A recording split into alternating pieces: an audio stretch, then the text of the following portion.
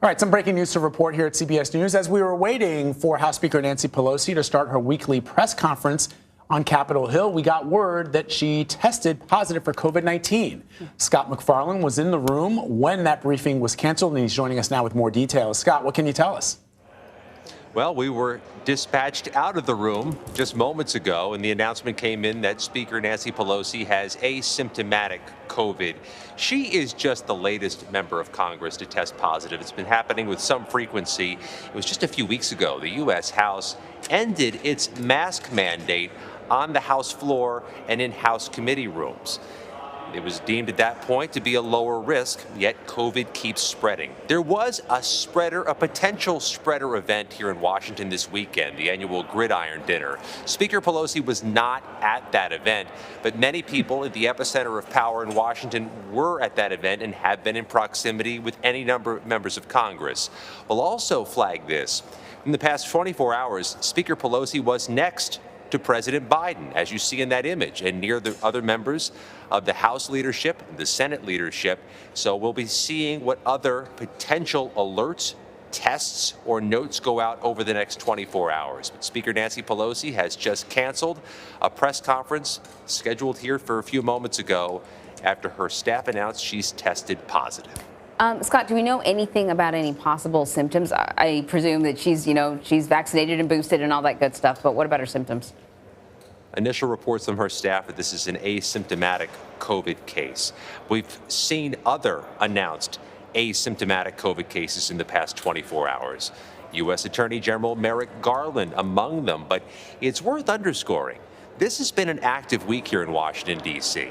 Members of Congress are here, leadership's having events, press events, committee events, private meetings. Everybody's in proximity to everybody at this particular moment in time. So we don't believe this to be the last case or last warning we hear about a COVID positive or somebody isolating because of exposure to someone who's been COVID positive. Yeah, we learned the Attorney General as well tested positive. The communications director for the Vice President's office has also tested positive. So, Scott, do we know, and maybe you said this because I've been looking through my emails from our producers and correspondents, but has House Speaker Pelosi been in close contact with President Biden in the last couple of days? Yes, she has. She was in proximity to President Biden yesterday for a bill signing. She was next to Senate Majority Leader Chuck Schumer, who, of course, is going to be administering the confirmation vote today. Supreme Court nominee Judge Ketanji Brown Jackson. You see other senators behind Senator Schumer, Senator Portman of Ohio, Senator Tillis of North Carolina. They will vote today on the confirmation of Judge Ketanji Brown Jackson. Let's see if anybody goes into isolation due to their proximity to Speaker Pelosi, who's tested positive for COVID. But this is not happening in a vacuum.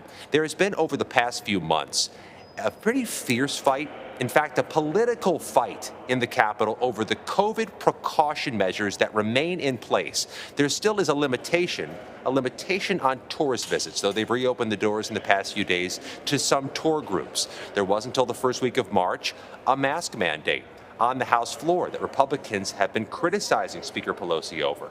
In fact, some Republicans sued Speaker Pelosi over the mask mandate, trying to get it lessened or removed. So none of this is happening in a vacuum. The Speaker testing positive for COVID happens after months over battles over COVID precautions right here in the U.S. Congress. Not in a vacuum, but perhaps a bubble. That's right. I should know. Bubble, because everyone's sort of interacting with each other. Yeah, and Scott, you probably already know this because I saw this from Jillian Morley, who's on our assignment desk in Washington, D.C., that Valerie Biden Owens has now tested positive for COVID-19, although she was not in contact, according to her office, with the president or the first lady. I'm really fixated on that photo we've been showing of the bill signing the White House in the past 24 hours. Speaker Pelosi is surrounded by the pillars of Washington power. I mean, she is truly inches away from the president, from the Senate Majority Leader, from other senators. And again, this is on a day where the U.S. Senate is voting to confirm the first black woman to ever sit on the U.S. Supreme Court. There are going to be some protocols. There are at least going to have to be some discussions of protocols for whether some of these members of Congress should isolate due to their exposure to Speaker Pelosi. And I'll remind that the U.S. House has a proxy voting system. If you are absent from the U.S. House for whatever reason, illness or otherwise, you can have somebody else vote in your place. That type of system, a proxy letter voting system, does not exist in the U.S. Senate on what some would consider the most important vote the U.S. Senate takes this year, maybe this decade, maybe this generation.